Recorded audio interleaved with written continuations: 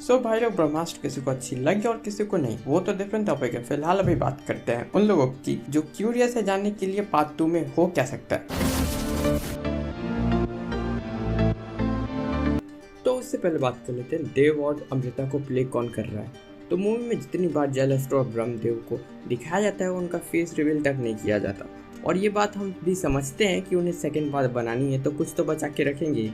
But at least movie के and में तो दिखा ही सकते थे ना, कि ताकि लोग सेकेंड पार्ट के लिए और एक्साइटेड हो जाए। और एंड में भी ऐसे ही दिखाया जाता है।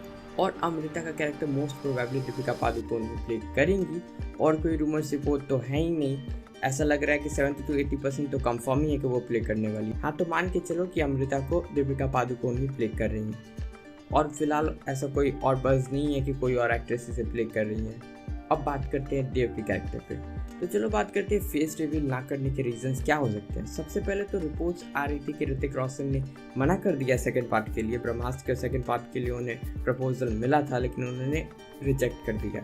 मैं कभी कभी सोचता हूँ उनके दिमाग में चल क्या रहा होता है। बाहुबली मूवी को वैसे भी रिजेक्ट कर ही दिया, और फिर ये सिद्धार्थ आनंद के साथ कितनी ही मूवी बना लोगे आप। और बॉडी देखकर तो यही लग रहा है कि वो रणवीर सिंह है, और अमृता को अगर दीपिका प्ले कर रही है तो क्या पता आयान मुखर्जी एक और हस्बैंड वाइफ की जोड़ी को रियल लाइफ पर लाने की सोच रहे हैं। बट जब से इनका फोटोशूट वाली कंट्रोवर्सी शुरू हुई है तो क्या पता ऑडियंस एक और बॉयकॉट स्टार्ट कर दे, कहीं इस तरह से भी फेस रिवील नहीं किया गया हो, और यही रीज़न हो कि रणवीर सिंह अभी फाइनल नहीं हुआ कि यही प्ले करेंगे या नहीं। कुल मिला के बात इतनी सी है कि इतने सालों तक फिल्म डेवलपमेंट में थी, बट स्टिल हू नोज अभी तक इन्होंने फाइनलाइज ही नहीं किया हो कि देव को प्ले कौन करेगा। खुद ही सोचो ना, अगर फाइनलाइज होती तो एंड में या पोस्ट क्रेडिट सीन में तो रिवील कर ही देते ना। और विक्रम में सूर्या का कैमियो देखकर तो हम समझ ही गए थे कि अगर सेकंड पार्ट का कोई कैरेक्टर इवन विलन हो या एंटागोनिस्ट अगर फर्स्ट में ही रिवील कर दिया जाए तो क्या हाइप बनती है, हम सबको पता ही है।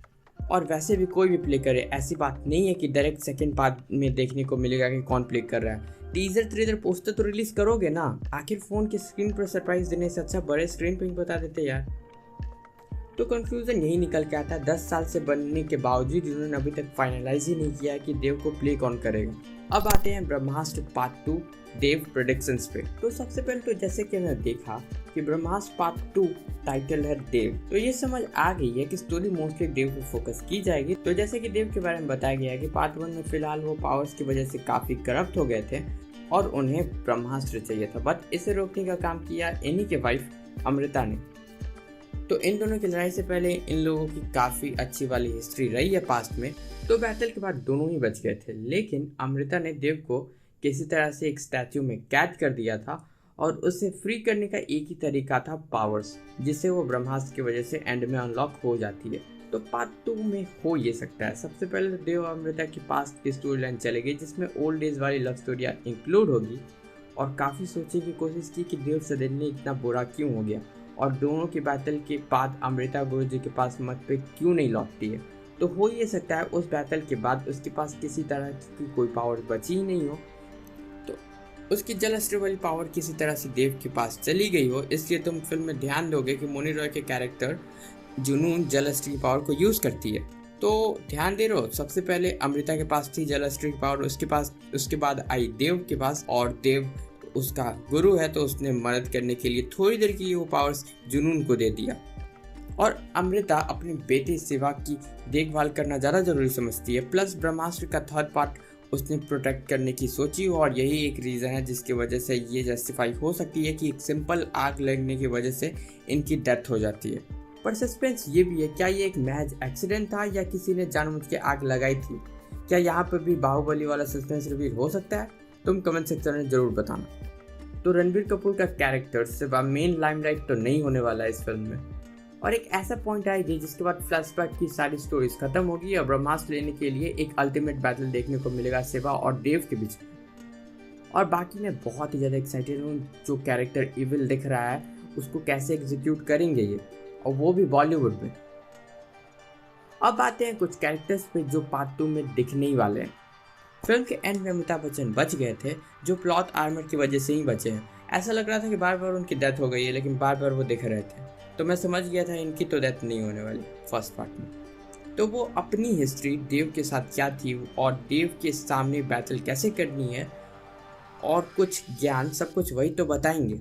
प्लस पास्ट स्टोरी लाइन में भी एग्जिस्ट करते हैं तो थोड़ा यंग अमिताभ भी देख ही सकते हैं। और अब आते हैं SRK पे।